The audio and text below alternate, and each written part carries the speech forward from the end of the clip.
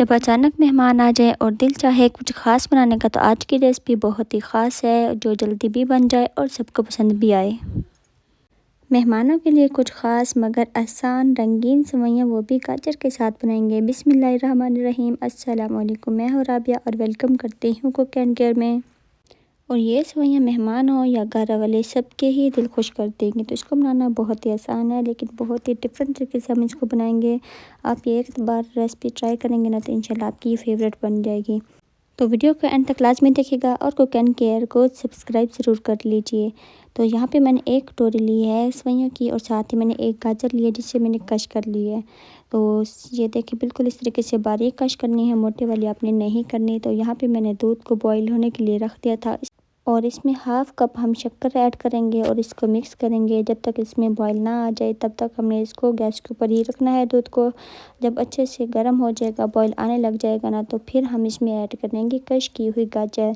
तो ये देख सकते हैं गाजर मैंने बिल्कुल ही बारीक कश की है, तो आपने भी इसी तरीके से बारीक कश ही करनी है। अब हम इसको 5 मिनट के लिए इसको मीडियम आंच पे पकाएंगे, ताकि जो गाजर है इसमें अच्छी तरीके से नरम हो जाए। और तो जितनी ही देर में गाजर नरम होती है, उतनी ही देर में हम जो सेवइयाँ हैं उनको फ्राई कर लेंगे। तो यहाँ पे मैं 2 से 3 टेबलस्पून इसमें देसी घी ऐड करूँगी, और देसी घी में ही हम सेवइयाँ को फ्राई करेंगे। तो आपके पास देसी घी या मक्खन है तो वो भी आप डाल सकते हैं, या फिर आप ऑयल भी डाल सकते हैं। तो 2 से 3 इलायची भी मैंने इसमें खोल के डाल दी हैं, और 1 कटोरी सेवइयों के लिए है।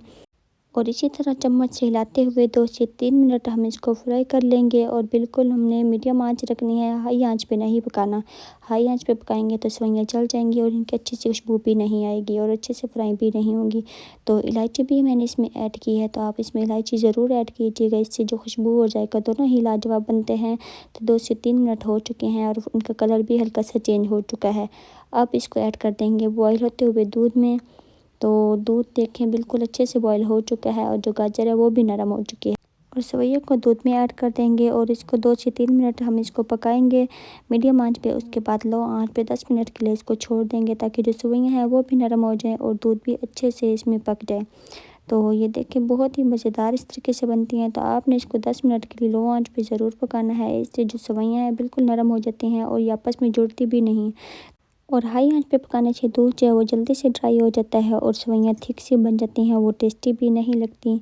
तो इसी वजह से हम जब भी सेवइयाँ बनाएं तो इस तरीके से इसको पतला रखें, दूध रहने दें। जब ठंडी होती है ना, तो ये थोड़ा सा और भी थिक हो जाती हैं सेवइयाँ। तो ये देखिए मज़ेदार सी सेवइयाँ हम इस कंडीशन में इसको उतार लेंगे। तो देखिए मज़ेदार सी सेवइयाँ हमारी बिल्कुल तैयार हैं। बिल्कुल इस तरीके से हमारा दूध थोड़ा थोड़ा इसमें होना चाहिए, और जब ये ठंडी होंगी ना, तो सेवइयाँ में थोड़ा और भी दूध कम हो जाएगा। तो बस इसी तरीके से सेवइयाँ बनाएं, इंशाल्लाह घर वाले हों या मेहमान, सबको ये सेवइयाँ बहुत ही पसंद आएंगी। तो आज की ये रेसिपी आपको कैसी लगी है कमेंट में ज़रूर बताएं, और वीडियो को लाइक शेयर और सब्सक्राइब करना मत भूलिएगा। और अपना बहुत सारा ख्याल रखिएगा। राबिया को भी दुआ में याद रखिएगा। मुझे दीजिए इजाज़त, मिलते हैं नेक्स्ट वीडियो में मज़ेदार रेसिपी के साथ। अल्लाह हाफिज़।